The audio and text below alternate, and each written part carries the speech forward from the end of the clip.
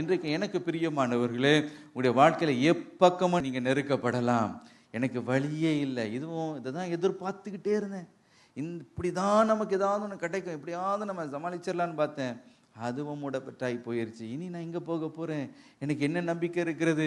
மாத்திரமல்ல, மற்றவங்களான்னு பார்த்து சொல்லுகிறார், நீ கர்த்தரை நம்பினாயே, உன் தேவன் எங்கே, உன் தேவன் எங்கே, உன் தேவன் எங்கே என்று என்னை பார்த்து பரிகாசம் பண்ணுகிற அந்த வார்த்தைகள் என் இருதயத்தை உடைக்கிறது. கண்ணீரே எனக்கு தண்ணீரும் அப்பமாய் மாறிற்று என்று சொல்லி, உணவுமாய் மாறிற்று என்று சொல்லி உங்களுடைய இருதயத்தில் நீங்கள் கண்ணீர் வடித்து கொண்டு இருக்கலாம்.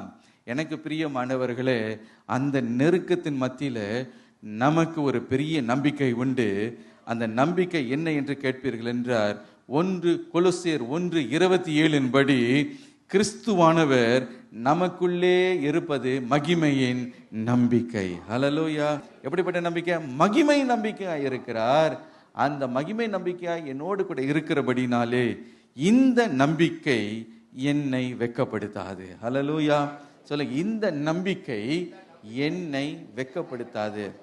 என்ன நம்பிக்கை? உங்களை பார்த்து கேட்டா ஒன்னே ஒண்ணுதான், கிறிஸ்துவானவர் எனக்குள்ளே மகிமையின் நம்பிக்கையாய் இருக்கிறார். எப்பக்கம் என்ன போராட்டம் வந்தாலும் அவர் மகிமை நம்பிக்கையாய், மகிமையின் ராஜாவாய் என்ன கூட இருக்கிறபடினாலே நான் வெட்கப்பட்டு போவதே இல்லை. ஹல்லேலூயா!